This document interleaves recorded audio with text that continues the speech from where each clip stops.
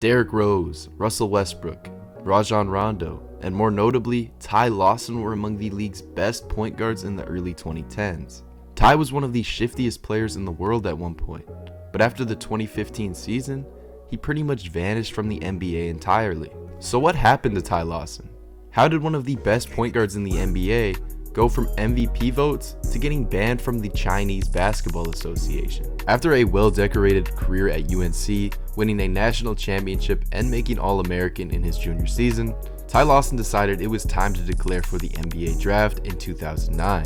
Although Ty was one of the best talents in the entire draft, standing at just 5'11", with already present injury concerns, he would end up falling to the 18th pick in the first round by the Minnesota Timberwolves. The Wolves then traded him immediately, having already drafted 2 point guards the years prior, to the Denver Nuggets. With Chauncey Billups taking the starting role in Denver, Ty had a pretty quiet 2 first seasons in the league. However, by the year 2011, 2 things had become imminent for the Nuggets. Chauncey Billups was getting old, and Ty Lawson was getting too good for the bench.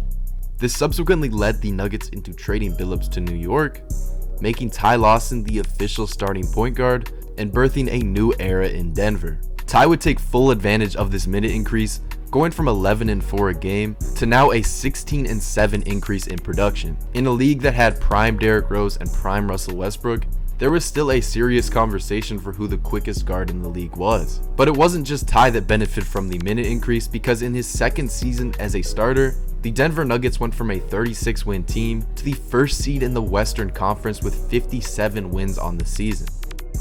Alongside Danilo Gallinari and Kenneth Faried, the trio formed one of the most entertaining teams to watch in the league.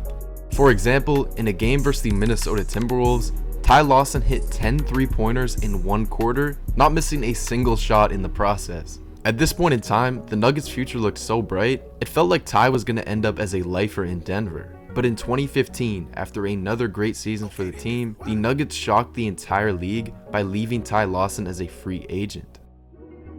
Most fans had no idea why Denver would be so quick to get rid of a 15-10 point guard at the time, but when you dig a little deeper, it all starts to make sense. They say alcohol is the root of all evil, and behind the scenes, this couldn't be more true for Ty Lawson. His alcohol issues stem back all the way from his days at North Carolina, getting hit with an underage drinking charge in 2008 and pleading guilty shortly after. In 2013, after one of his most successful seasons in the league, Lawson was accused by his girlfriend of domestic abuse and property damage, and later it was found out once again it was an alcohol-related issue. Finally, in 2015, the final season of his contract, the 1 year where he absolutely had to stay out of trouble in order to get that extension, Lawson was caught driving twice the speed limit in Denver while under the influence, and later received yet another DUI, being forced to spend a month in rehab for his continuous misdemeanors. After about 4 DUIs in Denver, Ty Lawson would sign with the Houston Rockets in the 2015 offseason, and there was quite a bit of hype around this, playing alongside James Harden. Whether it be issues off the court or fit with the Houston Rockets team, Ty was a shell of his former self for Houston, getting traded at the trade deadline to the Indiana Pacers, where he served as the backup for the remainder of the season. Lawson would get 1 more contract in the NBA in the following season for the Sacramento Kings, but again, he was just not the same player he once was in Denver.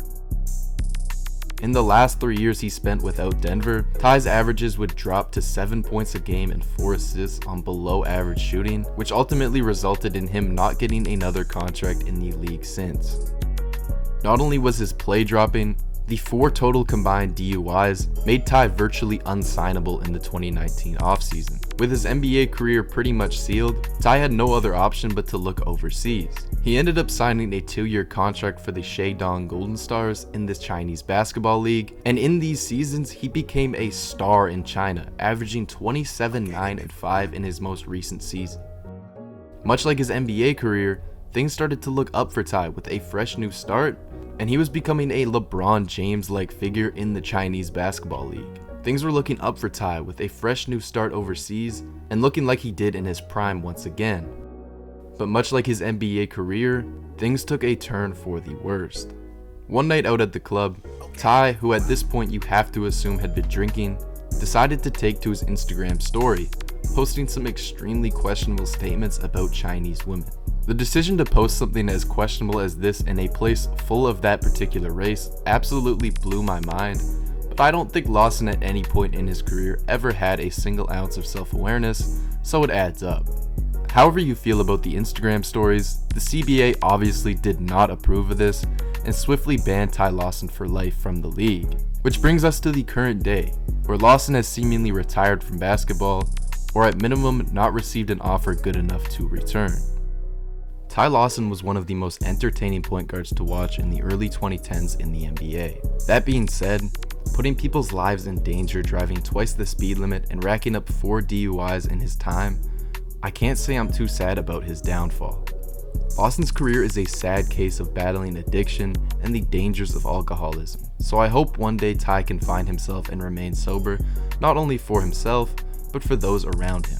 Ty Lawson should be remembered for being one of the shiftiest small guards who beat the odds and built together an awesome basketball career, but unfortunately the off-court issues will forever overshadow it. If anything can be taken from his career, it should be to showcase the dangers of alcoholism and addiction in general. And if you or someone you know is struggling, just know that you can get help. You are not alone in this struggle, and there is people that are willing to reach out and help you if you give them a chance.